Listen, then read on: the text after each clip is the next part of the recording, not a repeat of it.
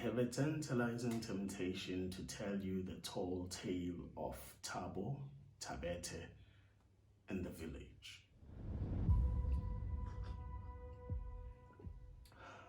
KwaZulu-Natal. There once lived Thabo in a small village next to the savannah with his wife and children. Every Monday morning, Thabo would take the villagers and his children to go for a hunt. They would hunt buffalo and kudu and bucks. And they would bring them home and they would make pelts from the skins and they would make food from the flesh.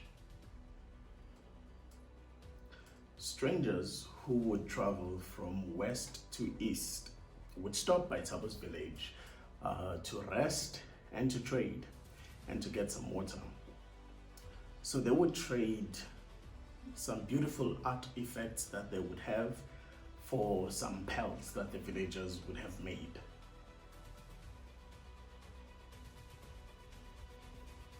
They would do this often whenever they travel from west to east until one stranger who was traveling from east to west stopped at the village. Now, he didn't have any beautiful artifacts to trade, but yet the villagers gave him some pelts. He took them and he stayed. So the villagers thought, oh, maybe he's tired. So they offered him a hut to sleep in. He slept. He woke up. He stayed. The villagers thought he's hungry and thirsty. So they gave him food and some water. He ate, he drank, he stayed.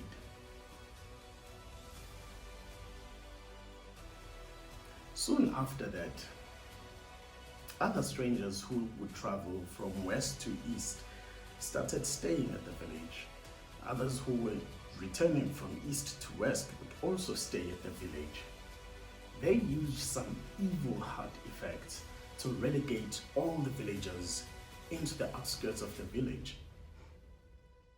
Using these evil artifacts, they also forced the villagers to carry some heavy past stones whenever the villagers would want to travel in and around the village.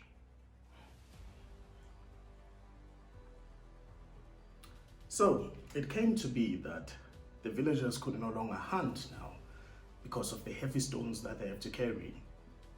So the strangers suggested that they would hunt and then they would sell the food to the villagers.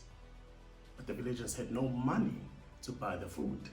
So the strangers said, okay, you come work for us. We will compensate you for the work that you have performed, and then you can buy food to eat.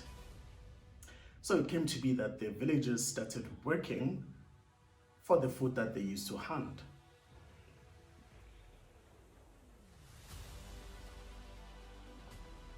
All the villagers did this. All except for Thabo. Although he was forced to learn the strangers' strange language and forced to learn the strangers' even stranger way of life, he rebelled. He did not give in. Every Monday morning, he would wake up, take his sons. They would take their heavy stones, carry them on their back, and go for the hunt. The strangers hunted all the buffalo. Thabo and his sons continued the hunt. The strangers hunted all the kudus. Thabo's sons and their sons continued the hunt. The strangers hunted all the bucks. Thabo's grandsons and their sons continued to hunt.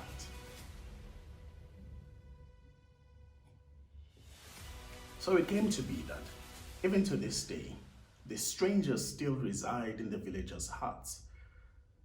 The villagers are still forced to speak the strangers' language, follow the strangers' culture, and Thabo's descendants are still out there in the savannah, defiant in their steps.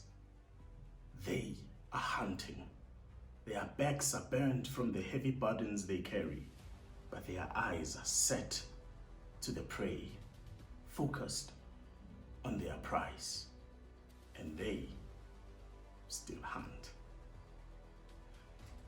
I've heard it being said that words are wind unless they can inform or educate.